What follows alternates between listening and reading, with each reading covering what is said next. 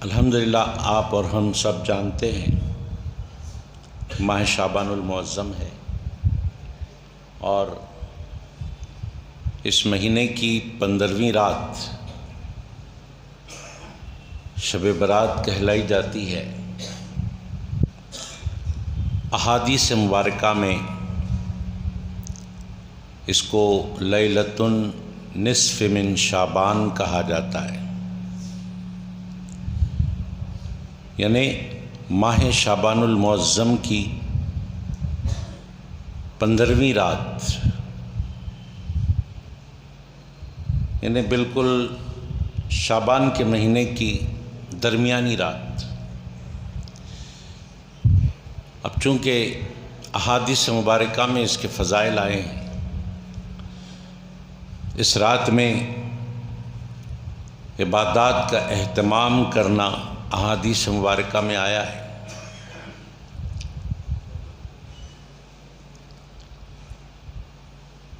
تو اس لیے اس رات کو شب برات کہا گیا۔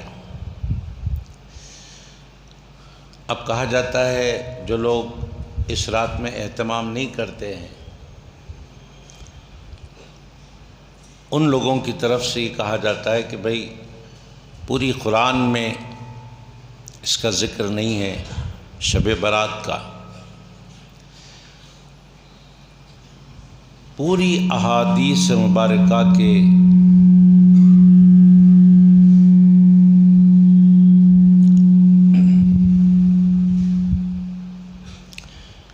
احادیث مبارکہ کے کسی کتاب میں شب برات کا ذکر نہیں ہے۔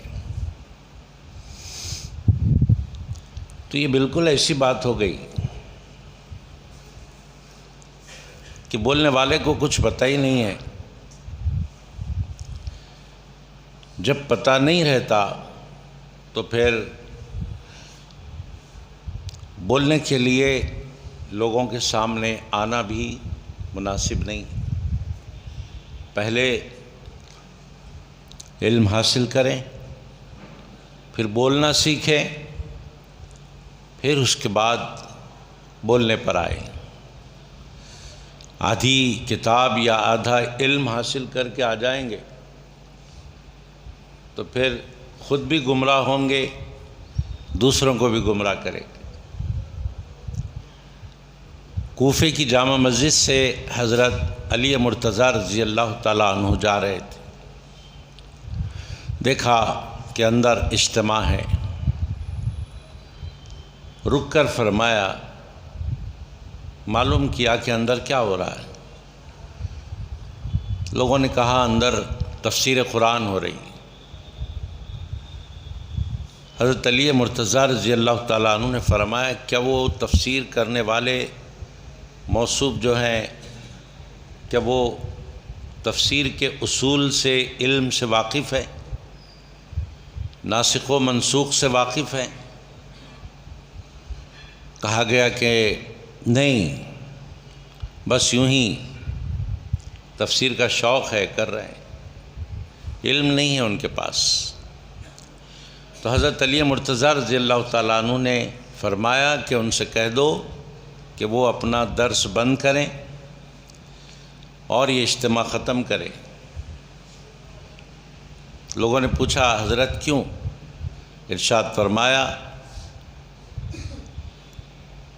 علم نہ رکھ کر علم کی باتیں کرنے والا خود بھی گمراہ ہوتا ہے، دوسروں کو بھی گمراہ کرتا ہے، لہذا اس کو حق نہیں ہے تفسیر کرنے کا۔ فوراً وہ درس کا سلسلہ بند کروا دیا گیا۔ تو پہلے پختہ علم حاصل کرنا ہے، اور صرف علم سے بھی کام نہیں چلنے والا، علم کے ساتھ ساتھ فہم ہونا چاہیے، فہم کے ساتھ ساتھ اہل اللہ کی صحبت ہونی چاہیے، علم بھی ہونا، سمجھ ہونا، صحبت ہونا، تب کہیں جا کر بات مکمل ہوتی ہے۔ صرف کتابیں پڑھ کر کوئی یہ اگر سمجھ لیتا ہے کہ میں نے علم حاصل کر لیا، تو یہ شیطان کا فریب ہے۔ تو ایسے ہی کچھ لوگ شب برات کے بارے میں یہ کہتے ہیں کہ پوری قرآن میں کہیں پر بھی شب برات کا ذکر نہیں ہے، کسی حدیث میں شب برات کا ذکر نہیں۔ تو یہ کیوں بولتے ہیں؟ اس لیے کہ اس رات کی اہمیت کو گھٹائیں، لوگ جو مساجد میں جمع ہو کر اللہ کی عبادت کا اہتمام کرتے ہیں وہ عبادت نہ ہو، لوگ اللہ کو یاد نہ کریں، توبہ و استغفار نہ کریں، اس رات میں مسجدیں بند رہیں، یہ ان کا مقصد ہوتا ہے۔ حالانکہ احادیث مبارکہ میں شب برات کے بارے میں روایتیں آئی ہیں، اور ان روایات میں لفظ شب برات نہیں ہے، پھر کیا ہے؟ شعبان کی درمیانی رات، 15ویں شعبان، لیلۃ من نصف شعبان کے نام سے حدیث آئی ہے۔ اسی 15ویں رات کو مسلمان شب برات کہتے ہیں۔ تو گمراہ اس طرح کیا جاتا ہے کہ بھئی کیا ہے، اتوار کے روز کیا ہے؟ کوئی بھی بولتا ہے شب برات ہے۔ شب برات کا ذکر کہیں ہے قرآن میں تو بتاؤ، حدیث میں کہیں ہیں تو بتاؤ۔ بالکل اسی طرح فاتحہ کے بارے میں بھی ہوتا ہے، پوچھتے ہیں ہم سے کہ بھئی فاتحہ دینا کہاں ہے بتاؤ، قرآن میں ہے، حدیث میں کہیں پر بھی نہیں ہے فاتحہ، اور واقعتاً رہتا بھی نہیں۔ کیوں؟ اس لیے کہ یہ مسلمانوں کا رکھا ہوا نام ہے، عرف عام میں فاتحہ کہتے ہیں، لیکن کتاب کی زبان میں اس کو ایصال ثواب کہتے ہیں۔ فاتحہ اور ایصال ثواب ایک ہی بات ہے۔ اب مسلمانوں میں جو عام ہو گیا لفظ وہ فاتحہ ہے، لیکن اس کا نام کتابوں میں ایصال ثواب ہے، اور ایصال ثواب کے معنی کیا ہے؟ ثواب پہنچانا۔ فاتحہ میں بھی وہی ہوتا ہے، ثواب پہنچایا جاتا ہے۔ تو اب گمراہ کرنے کے لیے بولتے ہیں کہ فاتحہ دینا کہاں لکھا ہوا ہے؟ قرآن میں بھی نہیں ہے، حدیث میں بھی نہیں ہے۔ تو لوگ گمراہ ہو جاتے ہیں کہ بھئی واقعی نہیں ہے، ایک عالم صاحب بول رہے ہیں کہ نہیں ہے تو نہیں ہوگا، اور پھر یہ ڈھونڈنے بیٹھتے ہیں تو کہیں پر بھی ان کو نہیں ملتا۔ کیا ملتا؟ ایصال ثواب ملتا۔ ایصال ثواب کیا ہے؟ فاتحہ ایصال ثواب ہے، کوئی دوسری بات نہیں ہے، فاتحہ اور ایصال ثواب ایک ہی بات ہے۔ ایسے ہی شعبان کی نصف رات، درمیانی رات کا ذکر ہے حدیثوں میں۔ حدیثوں میں شعبان کی درمیانی رات کا ذکر ہے، اسی کو مسلمان شب برات کہتے ہیں۔ برات کے معنی چھٹکارا، برات کے معنی چھٹکارا۔ تو حدیثوں کو سن کر اس کو چھٹکارے کی رات کہا جاتا ہے۔ تو کس بات سے چھٹکارا ہے؟ گناہوں سے چھٹکارا ہے، گناہوں سے چھٹکارے کی رات ہے۔ یہ سب احادیث میں آیا ہے اس بارے میں، مگر اس کو لازم نہیں کیا گیا، یہ بات یاد رکھیں۔ لازم نہیں کیا گیا کہ اس رات میں تم کو جاگنا ہی ہوگا، عبادت کرنا ہی ہوگا، ورنہ گناہ ہوگا، ایسا نہیں۔ جو جاگے گا وہ پائے گا، جو سوئے گا وہ کھوئے گا۔ ہمارے مسجد کے خادم صاحب تھے یوسف بھائی، وہ فجر کی اذان دینے کے بعد پھر جب الصلاۃ خیر من النوم پکارا جاتا، اس ٹائم پہ ایک جملہ بولتے تھے، جو جاگا وہ پایا، جو سویا وہ کھویا۔ وہی بات ہے، شب برات میں جو جاگا وہ ضرور پائے گا، جو سوئے گا تو جو جاگنے والا پا رہا ہے وہ نہیں پا سکے گا جو سو گیا۔ سیدھی سیدھی بات ہے۔ کم سے کم اتنا تو ہونا چاہیے کہ عشاء کی نماز پڑھ لیں، اس کے بعد ہم سے جو ہو سکتا نفل نمازیں پڑھ لیں، پھر سو جائیں، پھر فجر کی نماز ادا کریں۔ حدیث مبارکہ میں آتا ہے جو بندہ عشاء کی نماز پڑھتا ہے پھر اس کے بعد فجر کی نماز پڑھ لیتا ہے تو اس کو رات بھر کی عبادت کا ثواب دیا جاتا ہے، رات بھر کی عبادت کا ثواب۔ تو کم سے کم یہ تو کہیں کہ بھئی ہاں اس رات کے بارے میں حدیثیں ہیں۔ یہ اور بات ہے کہ ہم سے جاگنا نہیں ہوتا، عبادت کرنا نہیں ہوتا، اس طرح بولیں۔ یہ نہیں بول کر بولتے کیا ہے کہ اس رات کی اہمیت ہی نہیں ہے، اس رات کی کوئی فضیلت ہی نہیں ہے، اس رات میں جاگنا ہی نہیں ہے، اس رات میں عبادت کرنا ہی نہیں ہے، نہ حضور نے اس کو لازم کیا نہ صحابہ نے کیا، تو یہ لازم نہیں ہے، تو اس کو غیر ضروری جو ہے اس رات کو منایا جاتا ہے، اس طرح گمراہ کرتے ہیں۔ رہی بات صحابہ کرام کی، تو ہم آپ سے عرض کرنا چاہتے ہیں صحابہ کرام نے جو کیا، جتنا کیا اتنا ہی ہم کو کرنا ہے، اتنا ہی ہم کو اہتمام کرنا ہے، ایسا نہیں ہے۔ صحابہ کرام نے جو کیا، جتنا کیا ہم کو وہی کرنا ہے اور اتنا ہی کرنا ہے، ایسا نہیں ہے۔ صحابہ کرام نے جو نہیں کیا وہ ہم کر سکتے ہیں، بالکل کر سکتے ہیں۔ جو صحابہ نے نہیں کیا اگر وہ اچھا کام ہے تو ہم کر سکتے ہیں۔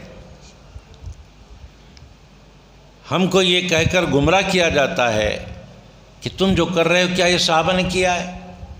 جب صحابہ نے نہیں کیا ہے تو تم کیوں کر رہے ہو؟ اگر یہ اچھا کام ہوتا تو صحابہ کرتے۔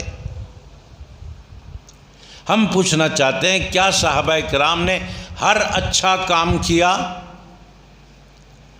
ہر اچھا کام کیا صحابہ نے کیا؟ اگر آپ کہیں گے کہ ہاں ہر اچھا کام صحابہ نے کیا ہے تو جو کام صحابہ نے کیا ہے ان کاموں کے علاوہ جو کام ہے کیا وہ سب کام خراب ہے؟ صحابہ نے جتنا کیا ہے، جو کیا ہے، اس کے علاوہ جو کام ہے وہ سب کے سب خراب کام ہے؟ کیا کوئی کہہ سکتا ہے کہ اس کے علاوہ سب خراب کام ہے؟ کوئی نہیں کہہ سکتا۔ اس کے علاوہ بھی اچھے کام بہت ہیں۔ یہ اور بات ہے کہ صحابہ نے نہیں کیا، ہم کر رہے ہیں۔ ہر کام کے لیے ہم کو یہ نہیں دیکھنا ہے کہ صحابہ نے کیا کہ نہیں کیا۔ اگر اچھا ہے تو کرنا چاہیے، دین میں اس سے خلل نہیں پڑتا ہے، کرنا چاہیے۔ اب بتائیے شب برات میں یعنی ماہ شعبان المعظم کی درمیانی رات میں ہم مسلمان اگر مسجد میں عبادت کا اہتمام کرتے ہیں تو اس سے دین میں کیا فرق پڑ رہا ہے؟ کیا فرق پڑتا ہے دین میں؟ ہے کسی کے پاس جواب؟ کیا فرق پڑتا ہے؟ ہاں، فرق اس وقت پڑے گا جب کہ یہ کہا جائے کہ شب برات میں جاگنا فرض ہے، شب برات میں جاگنا واجب ہے، شب برات میں جاگنا اور عبادت کرنا سنت موقدہ ہے، تب فرق پڑے گا۔ کیا فرق پڑے گا؟ کہ بھئی سرکار نے تو اس کو لازم نہیں کیا، تم لازم کیوں کرتے ہو؟ اللہ نے تو واجب نہیں کیا، تم کیوں واجب کرتے ہو؟ اللہ نے تو فرض نہیں کیا، تم کیوں فرض کرتے ہو؟ یہ فرق پڑے گا۔ لیکن آپ دنیا کے کسی بھی سنی مسلمان کو پکڑ کر پوچھئے کہ شب برات میں جو آپ جاگ کر عبادت کر رہے ہیں کیا یہ عبادت فرض سمجھ کر رہے ہیں؟ اللہ کا حکم یا واجب سمجھ کر رہے ہیں، یا سرکار کا تاکیدی حکم سنت موقدہ سمجھ کر رہے ہیں، کوئی سنی مسلمان یا کوئی سنی عالم دین یہ نہیں بولے گا کہ ہاں اس کو ہم فرض یا واجب یا سنت موقدہ سمجھ کر رہے ہیں، نہیں بولے گا۔ بس یہی بولے گا کہ حدیثوں میں اس کا ذکر آیا ہے، اس کی فضیلتیں آئی ہیں، اس لیے ہم اس رات میں اہتمام کر رہے ہیں، یہی بولے گا ہر کوئی۔ کیا جاگ کر عبادت کرنے والا یہ دعویٰ کر رہا ہے کہ صحابہ نے کیا تھا اس لیے ہم کر رہے ہیں؟ اگر کوئی یہ دعویٰ کر رہا ہے کہ صحابہ نے کیا تھا اس لیے ہم کر رہے ہیں، تو پھر صحابہ کا کرنا ثابت کرنا پڑے گا، بتانا پڑے گا۔ ہم تو یہ نہیں بول رہے ہیں کہ صحابہ نے کیا تھا، اور ہم یہ بھی بول رہے ہیں کہ ہر اچھا کام صحابہ نے نہیں کیا۔ اگر کسی کا دعویٰ ہے کہ ہر اچھا کام صحابہ نے کیا ہے، تو پھر صحابہ کے کیے ہوئے کاموں کے علاوہ جتنے کام ہیں وہ سب کے سب گناہ کے کام ہے، یہ آگے والا ثابت کرے، نہیں کر سکتے۔ غیر ضروری کے جھگڑے، جو مسلمان اللہ کی یاد منانا چاہتا ہے ایک رات میں، اس کو گمراہ کرنے کی کوشش ہو رہی ہے۔ یہ اسلام کی تائید میں نہیں بولا جا رہا ہے، اسلام کی مخالفت میں بولا جا رہا ہے۔ مسلمانوں کو عبادت کی طرف بلانے کے لیے نہیں، مسلمانوں کو عبادت سے دور کرنے کے لیے یہ باور کروایا جا رہا ہے۔ احادیث مبارکہ میں کیا آتا ہے؟ حدیثوں میں آتا ہے، رسول کریم صلی اللہ علیہ وآلہ وسلم نے ارشاد فرمایا، حضرت علی رضی اللہ تعالیٰ عنہ اس کے راوی ہیں، نبی پاک صلی اللہ علیہ وآلہ وسلم نے ارشاد فرمایا کہ جب شعبان کے مہینے کی درمیانی رات آتی ہے، جس کو ہم اور آپ شب برات کہتے ہیں، جب یہ رات آتی ہے تو رات میں عبادت کرو اور دن میں روزہ رکھو، یہ حدیث میں آیا ہے۔ ہم رات میں اگر عبادت کا اہتمام کر لیتے ہیں اور دن میں روزہ رکھ لیتے ہیں، پیر کے دن کا روزہ، تو پھر اس حدیث پاک پر عمل ہوتا ہے۔ یہ سب نوافل میں آتے ہیں، اور نوافل کیا ہوتے ہیں اس سے پہلے ہم نے آپ سے بتا دیا تھا کہ قیامت کے میدان میں جب ہمارے فرائض تولے جائیں گے اور وہ فرائض میں کمی ہوگی، تو اللہ رب العزت فرشتوں سے فرمائے گا ان کے پاس نامہ عمل میں جو نوافل ہیں ان نوافل کو فرائض میں شامل کر کے تولو۔ جب نوافل کو فرائض میں ملا دیا جاتا ہے تو فرائض کی تکمیل ہو جاتی ہے۔ نوافل کا یہ عالم ہے، غور کرنے کی ضرورت ہے۔ اور ایک روایت، یہ تو حضرت علی رضی اللہ عنہ کی روایت کیا ہے؟ رات میں عبادت کرو، دن میں روزہ رکھو۔ اور یہ صرف سنی مسلمان نہیں بولتے، جو لوگ بولتے ہیں نا کہ اس رات کی کوئی اہمیت نہیں ہے، وہی لوگ یہ حدیث سناتے ہیں، وہی لوگ یہ حدیث بھی سناتے ہیں اور سنا کے بولتے ہیں یہ حدیث ضعیف ہے۔ بھائی حدیث تو ہے، حدیث ضعیف نہیں ہوتی، راوی ضعیف ہوتا ہے، حدیث ضعیف نہیں ہوتی۔ جو لوگ بولتے ہیں شب برات کچھ بھی نہیں ہے، وہی لوگ یہ حدیث سناتے ہیں۔ اور حضرت ابو موسیٰ اشعری رضی اللہ تعالیٰ عنہ سے روایت ہے، رسول پاک صلی اللہ علیہ وآلہ وسلم نے اس رات کے بارے میں ارشاد فرمایا، اس رات کے بارے میں کہ اللہ تبارک و تعالی شب برات میں تمام گناہ گاروں کی مغفرت فرما دیتا ہے۔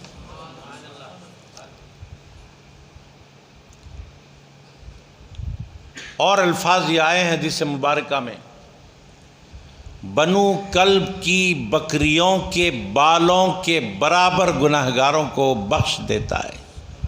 بنو کلب ایک قبیلہ ہے، ان کے پاس سب سے زیادہ بکریاں تھیں، بہت بکریاں تھیں ان کے پاس، اتنی بکریاں کسی اور کے پاس نہیں تھی۔ جب اتنی کثرت سے بکریاں ہیں تو ان بکریوں کے بال کتنے ہوں گے؟ ان بالوں کے برابر گنہگاروں کی بخشش کی جاتی ہے۔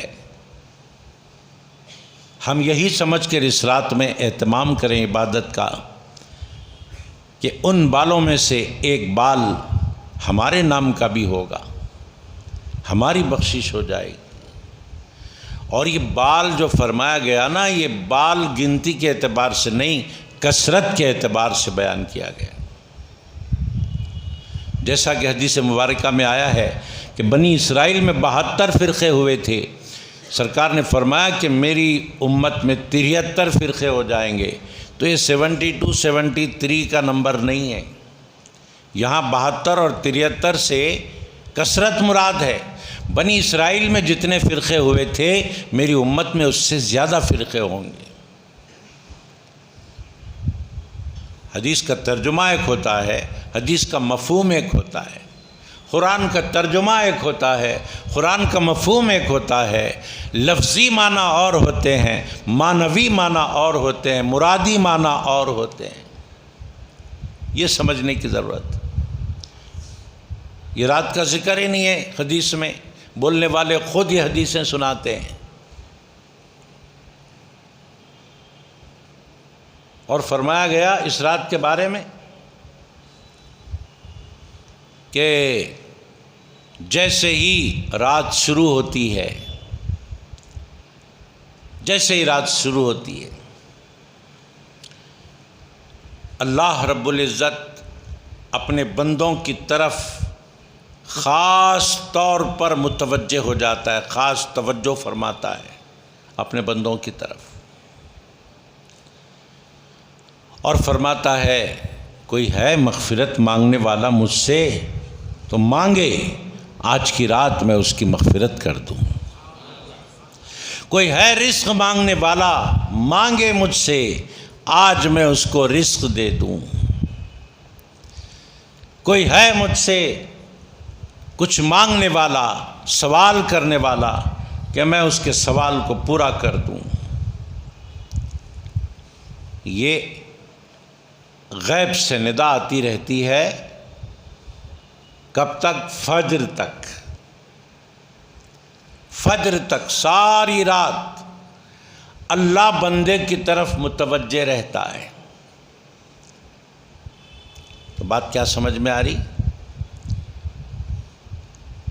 ہر رات بندہ اللہ کی طرف متوجہ، شب برات میں اللہ خود بندے کی طرف متوجہ۔ ہر رات بندہ پکارتا ہے، آواز دیتا ہے، اے اللہ میری بخشش فرما، اے اللہ مجھے رزق عطا فرما، اے اللہ مجھے عمر عطا فرما۔ اور اس رات خود اللہ آواز دیتا ہے بندے کو۔ خاص ہوئی کہ نہیں ہوئی؟ اب بولتے ہیں کہ بھائی کیا یہ رات کے لیے خاص ہے کیا؟ اللہ تو آواز روزانہ ہر رات دیتا ہے، ہر رات اللہ آواز دیتا ہے۔ یہ حدیث ہے، بالکل صحیح۔ اس رات کو نہیں ماننے والے بولتے ہیں کہ بھائی شب برات میں ہی اللہ آواز دیتا ہے کیا؟ ہر رات دیتا ہے، تو شب برات کو خاص کیوں کرتے ہو؟ یہ لوگ بولتے ہیں آگے والے۔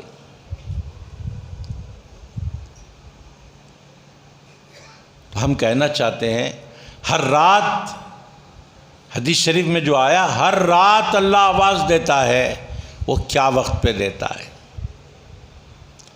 بولنا پڑے گا۔ رات کے 2 حصے گزرنے کے بعد جب تیسرا حصہ شروع ہوتا ہے، تہجد کا وقت شروع ہوتا ہے، تب اللہ آواز دیتا ہے روزانہ رات کے وقت۔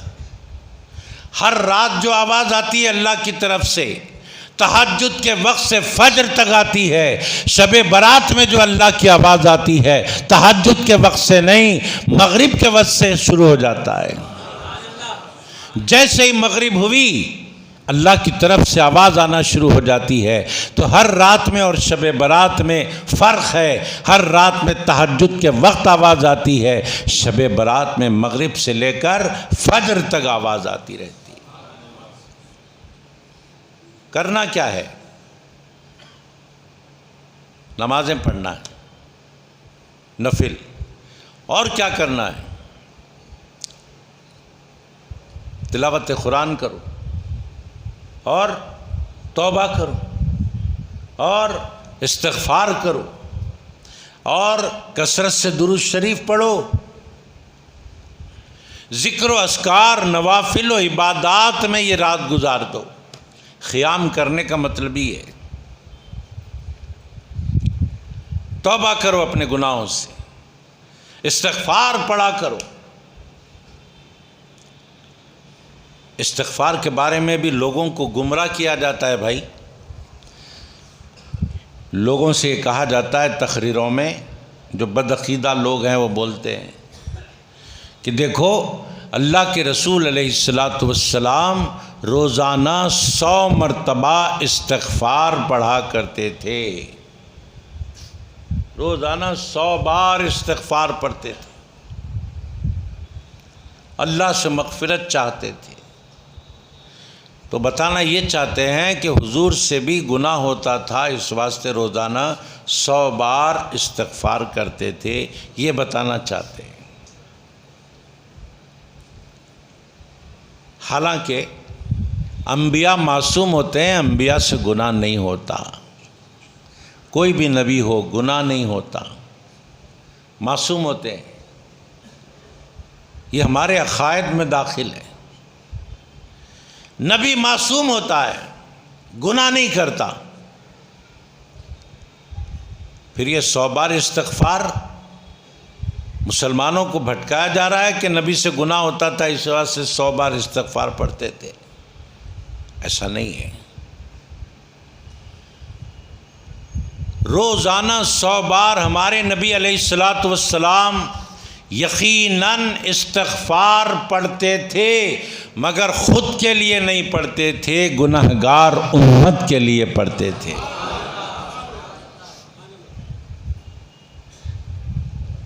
یہ کہاں لکھا ہوا ہے بھائی؟ قرآن میں ہے. پھر ہم زندگی گزار دی، آج تک نہیں دکھا، نہیں دکھتا. اس واسطے نہیں دکھتا تم دیکھنا چاہتے نہیں. دیکھنا چاہو دکھے گا. بتلاؤں تمہیں کیسے کیا کیا نظر آتا ہے جس کی نظر جیسی ویسا نظر آتا ہے. آپ یہ سمجھ کر قرآن پڑھ رہے ہیں کہ حضور سے گناہ ہوتا تھا تو وہ استغفار پڑھتے تھے، تو آپ کو سرکار کا استغفار پڑھنا امت کی طرف سے ہے، یہ نہیں دکھے گا آپ کو. نہ قرآن میں دکھے گا، نہ حدیث میں دکھے گا. اپنا عقیدہ صحیح کر کے قرآن حدیث پڑھو، اپنا نظریہ صحیح کر کے قرآن حدیث پڑھو، اپنی نظر صحیح کر کے قرآن حدیث پڑھو، سب کچھ نظر آ جائے گا. پارہ نمبر 5 میں اللہ تبارک و تعالیٰ فرماتا ہے وَلَوْ أَنَّهُمْ إِذْ ظَلَمُوا أَنفُسَهُمْ. جب تم سے گناہ ہو جائے کیا کرو؟ جاؤکا. جب تم سے گناہ ہو جائے، اللہ فرماتا ہے جب تم سے گناہ ہو جائے تب گناہ کی بخشش کے لیے، معافی کے لیے جاؤکا، اے گناہگار بندے میرے محبوب کے پاس چلے آ جا میرے نبی کے پاس آ. کیا کر؟ فاستغفر اللہ، میرے محبوب کے پاس آ اور مجھ سے مغفرت طلب کر، مجھ سے معافی مانگ. وَلَوْ أَنَّهُمْ ظَلَمُوا أَنفُسَهُمْ جَاءُوكَ فَاسْتَغْفَرُوا اللَّهَ. گھر میں بیٹھ کے استغفار پڑھ لیا تو نہیں ہوتا کیا؟ ہم بولنا چاہتے ہیں اگر گھر میں بیٹھ کر ہو جاتا، ایسا اگر ہو جاتا، ہوتا تو صحیح گھر میں بھی پڑھو، دکان میں بیٹھ کے استغفار پڑھو، ہوتا، ایسا نہیں ہوتا جیسا مصطفیٰ کے پاس ہوتا ہے۔ اللہ فرما رہا ہے آؤ میرے نبی کے پاس، فاستغفر اللہ، مجھ سے معافی چاہو، واستغفر لہم الرسول، جب تمہاری مغفرت چاہنے پر میرا حبیب استغفار پڑے گا تمہارے لیے، لوجد اللہ توابا رحیما، تم مجھ سے معافی مانگو اور تمہاری سفارش اور تمہاری طرف سے استغفار میرا نبی پڑھے گا تو میں تم کو معاف کر دوں گا۔ کیا ہو رہا ہے؟ امت کی طرف سے کون استغفار پڑھ رہا ہے؟ امت کی طرف سے نبی استغفار پڑھ رہے ہیں، اللہ امت کو معاف کر رہا۔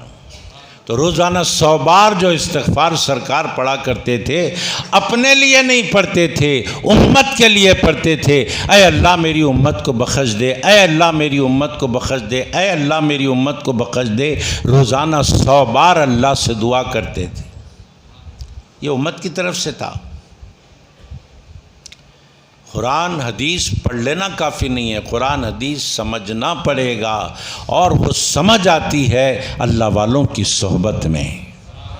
جی، اور شب برات میں سرکار نے اور کیا کیا؟ بی بی عائشہ صدیقہ رضی اللہ تعالی عنہا فرماتی ہیں یہی رات تھی شب برات کی، لیلۃ من نصف شعبان، شعبان کی درمیانی رات تھی، میری آنکھ کھلی رات میں۔ بی بی عائشہ صدیقہ رضی اللہ تعالیٰ عنہ فرماتی ہیں آنکھ کھلی، دیکھا کہ سرکار نہیں ہے گھر میں بستر پر، آخر کہاں گئے؟ جب دیکھا تو بی بی عائشہ صدیقہ رضی اللہ تعالیٰ عنہ کو معلوم ہوا، دیکھا کہ جنت البقیع میں قبروں کی زیارت اور قبر والوں کے لیے سرکار دعا کر رہے ہیں، دعا کر رہے ہیں۔ یہ جتنی حدیثیں میں آپ کو سنا رہا ہوں، یہ ساری حدیثیں بدعقیدہ لوگ بھی سناتے ہیں، جو لوگ شب برات کو نہیں مانتے وہ لوگ بھی سناتے ہیں، وہی حدیثیں میں آپ کو سنا رہا ہوں۔ سناتے ہیں لیکن اہتمام نہیں کرتے، کیوں؟ یہ اہتمام کے لیے اللہ کی توفیق بھی ہونا پڑتا، اللہ توفیق دینا پڑتا۔ جب اللہ کی توفیق ہوتی ہے تب بندہ اللہ کی طرف رجوع ہوتا ہے۔ ان کو توفیق نہیں ہو رہی، ہم کیا کریں گے؟ یہ ہمارے نصیب ہے کہ ہم کو توفیق ہو رہی ہے اور ہم اللہ سے رجوع ہو رہے ہیں۔ قبروں کی زیارت شب برات میں سرکار نے کیا۔ اب ایک عالم صاحب بول رہے ہیں تقریر میں کہ بھائی ٹھیک ہے سرکار نے کیا ہے، ہم بھی مانتے ہیں، حدیث میں آ گیا، تو سرکار اکیلے گئے، تم بھی اکیلے جاؤ، مجمع کیوں لے جا رہے ہیں ساتھ میں؟ یہ کوئی بات ہوئی؟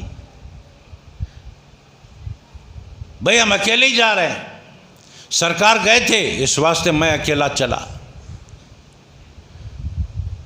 یہ صاحب اکیلے چلے، یہ صاحب اکیلے چلے، یہ صاحب اکیلے چلے، جب سب اکیلے اکیلے چلے تو پھر مجمع ہو گیا راستے میں۔ میں اکیلا ہی چلا تھا جانب منزل، مگر لوگ ملتے گئے، کارواں بنتا گیا۔ ہر بندہ یہی تو سمجھ کے جا رہا ہے میں جا رہا ہوں۔ یہ کون سی عقل کی بات ہوئی؟ سرکار اکیلے گئے تھے، تم بھی اکیلے جاؤ۔ ارے ہر آدمی اکیلا ہی جاتا ہے، جب اکیلے اکیلے مل جاتے ہیں تو مجمع بن جاتا ہے۔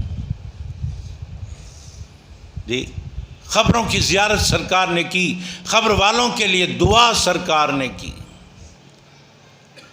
ایصال ثواب برحق، آپ قبرستان میں ٹھہر کر قبر والوں کو آپ کچھ پڑھ کے قرآن کی آیتیں بخشیے، اے اللہ اس کا ثواب جو ہے ان قبر والوں کو پہنچا دے۔ تو علماء کرام فرماتے ہیں ایک سورہ فاتحہ اگر آپ نے پڑھی اور بخش دیا تمام اہل قبور کے لیے تو علماء کرام فرماتے ہیں اس فاتحہ کے ثواب کو بانٹا نہیں جاتا، اس میں سے سب کو تھوڑا تھوڑا نہیں دیا جاتا، بلکہ ہر مرحوم کو پورے فاتحہ کے سورے کا ثواب ملتا ہے، پوری سورت کا ثواب ملتا ہے، سورت کے ثواب کو تقسیم نہیں کیا جاتا۔ پڑھو کتابیں۔ ایک مکاشف کی بات آپ کو سنا کر بات ختم کر دیتا ہوں۔ اللہ تعالیٰ بعض اپنے دوستوں کی آنکھوں سے پردے ہٹا دیتا ہے، عام لوگ جو نہیں دیکھ سکتے، اللہ والے وہ دیکھ لیتے ہیں، اس کو کشف بولتے ہیں، کشف۔ ایک کشف قبور بھی ہوتا، کشف قبور، یعنی ہم تو جاتے ہیں قبر پر کھڑے ہوتے ہیں، فاتحہ پڑھتے ہیں، دعا کرتے ہیں، پھر چلے آتے ہیں، جیسے جاتے ہیں ویسے ہی آ جاتے ہیں۔ اب اللہ تعالیٰ ہم پر کیا مہربانی کرتا ہے، کر دیتا ہے زیارت کی برکت سے۔ لیکن بعض اللہ والے ایسے ہوتے ہیں کہ قبر پر کھڑے ہو کر قبر والے کا دیدار بھی کرتے ہیں، قبر والے سے بات بھی کرتے ہیں۔ کون ہوتے ہیں وہ؟ جن کے نظروں سے اللہ حجابات ہٹا دیتا ہے، پردے ہٹا دیتا ہے، وہ دیکھ لیتے ہیں۔ جی، سرکار علیہ السلام کے باطن کا پرتو پڑ جاتا ہے کسی کے باطن پر۔ امام جعفر صادق رضی اللہ تعالیٰ عنہ فرماتے ہیں، سنی وہ ہے جو نبی کے ظاہر کا متبع ہو، اتباع کرنے والا ہو، اور جو نبی کے باطن کا متبع ہو اس کو صوفی کہتے ہیں۔ ہاں، سرکار نے دیکھ لیا تھا نا چلتے چلتے خبروں میں کیا ہو رہا ہے، 2 خبروں میں کیا ہو رہا تھا سرکار نے دیکھ لیا۔ اب اگر کسی پر نبی کے باطن کا فیض کھل گیا، اس کی نظر سے بھی اللہ پردے ہٹا دیتا ہے، وہ بھی دیکھ لیتا ہے کہ خبروں میں کیا ہو رہا ہے۔ ایسے ہی ایک مکاشف صاحب جا رہے تھے قبرستان سے، دیکھا کہ کچھ قبرستان میں اہل قبور میں تقسیم ہو رہا ہے، رک کر فرمایا، پوچھا یہ کیا تقسیم ہو رہا ہے؟ تو اس میں سے ایک مرحوم نے کہا کہ آج سے 1 سال پہلے ایک زیارت کرنے والا آیا تھا قبرستان میں، اور اس نے سورہ اخلاص قل واللہ کا سورہ پڑھ کر اہل قبور کو بخشا تھا، 1 سال سے وہی ثواب تقسیم ہو رہا ہے۔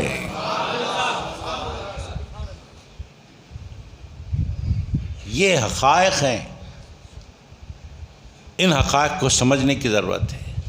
شب برات ہے، اپنے بچوں کو نصیحت کرو کہ بازاروں میں، روڈوں پر یہ سب گاڑیوں کے، بائکوں کے مظاہرے کرتے نہ پھریں، بلکہ مسجدوں میں جمع رہیں، عبادت کا اہتمام کریں، ذکر و اذکار کا اہتمام کریں، درود شریف کی کثرت کریں۔ ایسا کرتے ہوئے پوری رات گزاریں، یاد خدا، یاد مصطفیٰ میں گزاریں، خبروں کی زیارت کریں۔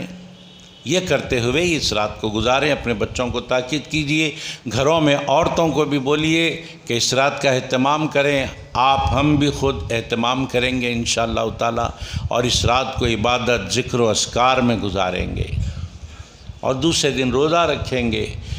شعبان کے مہینے میں سرکار بہت روزے رکھتے تھے، ہم کو بھی چاہیے کہ روزے رکھیں۔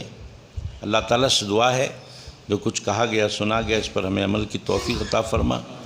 اور بیماروں کی فہرست طویل ہے، اللہ تعالیٰ عرشیہ بیگم سے لے کے عرفانہ تک سب کو شفائے کاملہ عطا فرما۔